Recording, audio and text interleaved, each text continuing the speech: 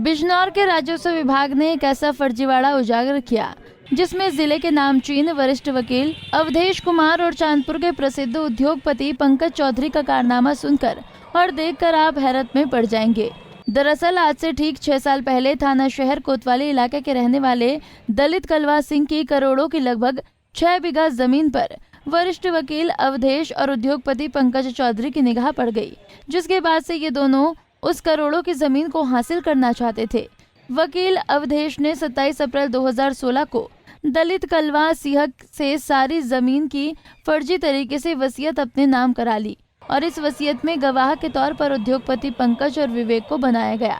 इतना ही नहीं, वसीयत में कलवा सिंह की जाति को भी नहीं उजागर किया गया, जबकि नियमों के मुताबिक किसी भी दलित की जमीन की वसीयत तभी हो सकती है जब जिले के डीएम से अनुमति मिल जाए, लेकिन इस मामले में जाति को छुपाकर पूरा खेला गया। साथ ही वसीयत का कलवा सिंह के बच्चे और पत्नी का होना भी छुपाया गया।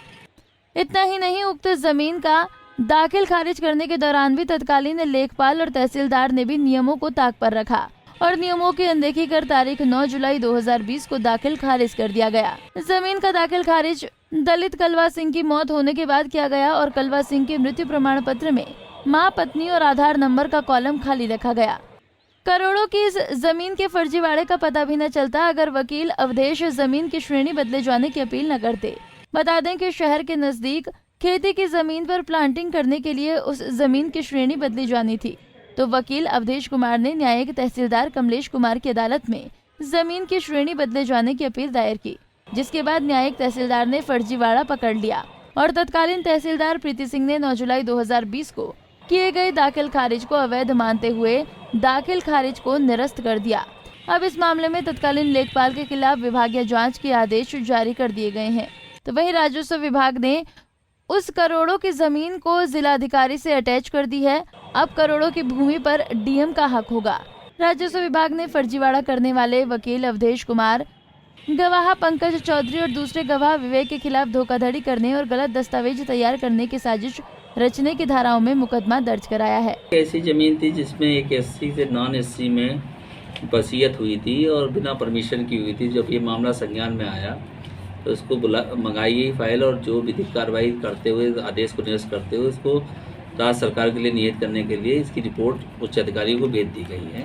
इस संबंध में उस समय के क्षेत्रीय लेखपाल द्वारा एक FIR थाना कोतवाली में दर्ज कराई गई संबंधितों के खिलाफ। वहीं इस मामले में दलित समाज के लोग खुलकर सामने आ गए हैं और दलितों ने कलेक्ट्रेट पहुंचकर SDM को एक ज्ञापन दिया है, जिसमें उनका कहना है कि दलित समाज का कलवा सिंह की जमीन पर अंबेडकर पार्क और पुस्तकालय बनाई जाए ताकि ये जमीन सभी के काम आ सके। वहीं फर्जीवाड़ी करने वालों के खिलाफ सख्त कार्रवाई की जाए। ज्ञापन जो दिया है वो इसलिए दिया गया, एक दलित समाज के कलवा सिंह पुत्र मल्लह सिंह के नाम पर एक भूमि आवंटित है जो अवैध रूप से कब्जा ली गई है।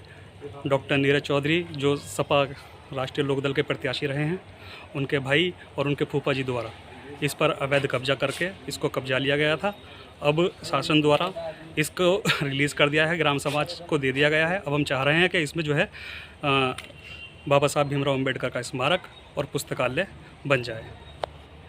मैं और माननीय योगी जी से, मुख्यमंत्री जी से अपील करता हूं कि वो इस तरह की जो अवैध भूमि इनके द्वारा भूमाफियाओं के द्वारा जो कब्जाई जा रही हैं उसका संज्ञान में लेते हुए इनसे ये भूमि छुड़ाई जाए।